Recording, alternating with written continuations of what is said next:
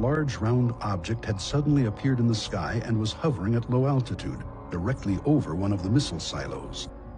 Moments later, the entire group of 10 ICBMs mysteriously malfunctioned. This startling fact has been confirmed by one of the launch officers on alert that day, now retired Colonel Walter Fiegel, who spoke about the incident during a taped telephone conversation with Robert Hastings in 2008. Fiegel said that in response to the Missile Guard's UFO report, he had sent out 2 security alert teams, one of which confirmed the presence of the object. The strike team that went out, one of the 2, claimed that they saw something over the site. How did they describe that? He just said a large round object. Directly over the LF? Directly over the site. But Fiegel was not the only one to be told that a UFO was in the vicinity during the incident. Former Minuteman electromechanical technician Henry Barlow, who helped restart some of the stricken missiles, was informed that the mysterious aerial craft had actually caused the problem. Job control called and said, we have a problem at Echo Flight, and 4 or 5 missiles or 6 missiles just shut down simultaneously. And we want you to go to the nearest site, penetrate the site, and see what's going on.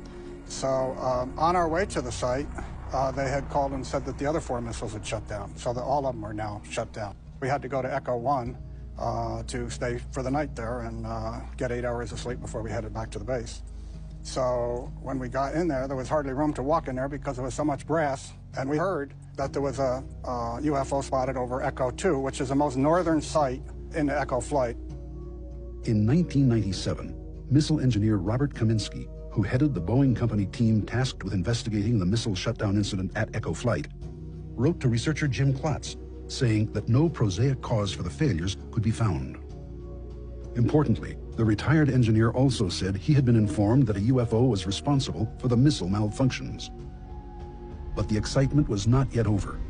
A second ICBM shutdown incident occurred 8 days later, on March 24, 1967, at Oscar Flight, according to former Minuteman missile launch officer Captain Robert Salas, who was on alert when it occurred.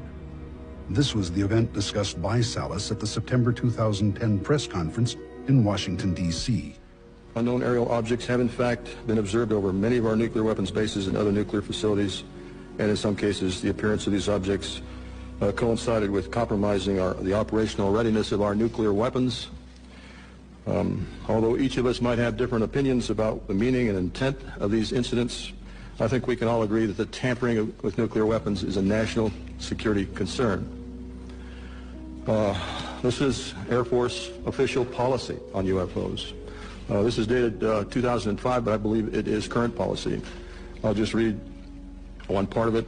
It says, no UFO reported, investigated, and evaluated by the Air Force was ever an indication of threat to our national security. That is clearly misleading. It is false, based on our testimonies. Salas's testimony has been confirmed by former Minuteman missile targeting officer Captain Robert Jameson, who helped retarget some of the Oscar Flight ICBMs. In March of 1967, I was on alert for dispatch. And that evening, I got a call from Job Control saying a missile going down in Oscar Flight, go out and restart it. So I had called my team together. We went down to the hangar. I was told that a UFO caused all 10 missiles in Oscar Flight to go down. Good afternoon. My name is Dwayne Arneson. I want to give an adjunct testimony to what Bob has already spoken about. After graduating from college with degrees in physics and math, I entered the Air Force, got a commission, and served 26 years as a communication electronics officer in positions all over the world, including Vietnam. My highest clearance held was a top secret crypto special compartment information talent keyhole. For those that know clearances, you got to be almost squeaky clean to get that. Back in 1967, I was officer in charge of the Communications Center at the 28th Air Division in Great Falls, Montana. I was also the crypto custodian. I was a top secret control officer for the division, and I passed out nuclear launch authenticators. In March of that particular year, I can clearly recall a message coming through my communications center which basically said what Bob has already talked about, that a UFO did in fact shut down several missile silos in Montana. Not being a missile type, I didn't know Oscar flight from Echo flight, so I couldn't relate to any of those details. But the fact was that missiles were shut down by them.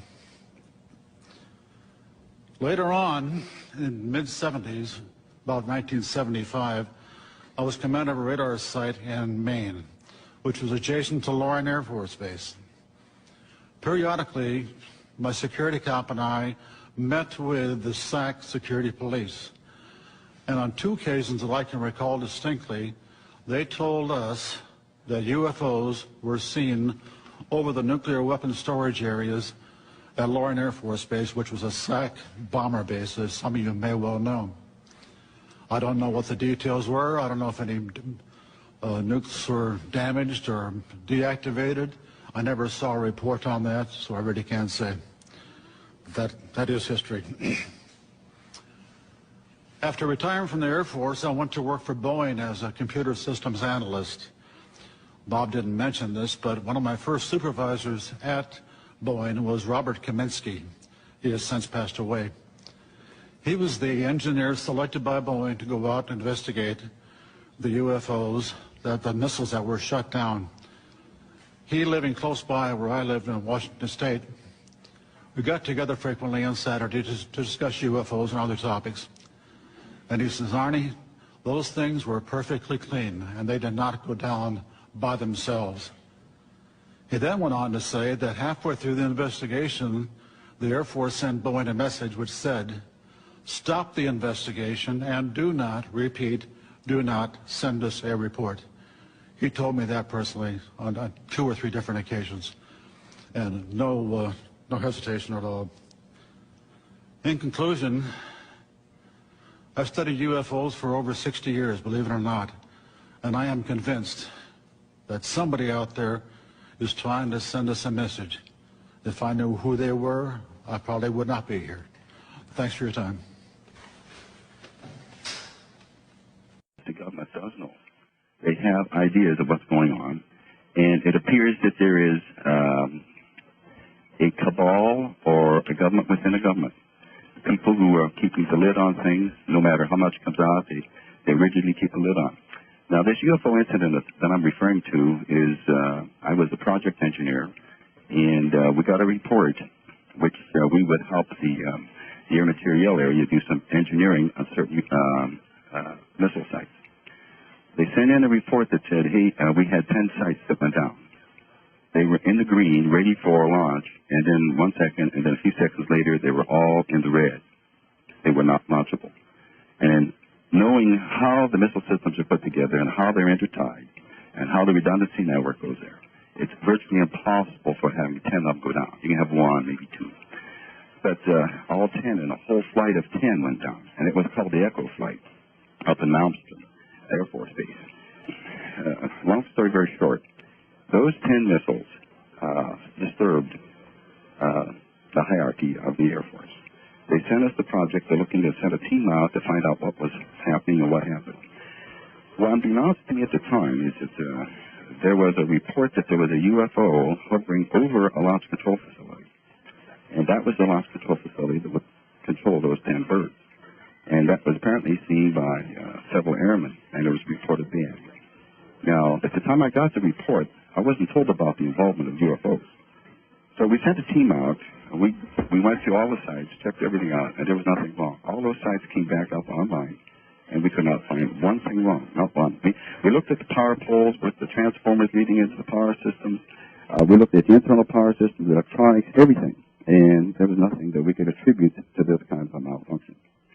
So this becomes a very mysterious thing. Now, in the process of doing the investigation, we all of a sudden were shut down.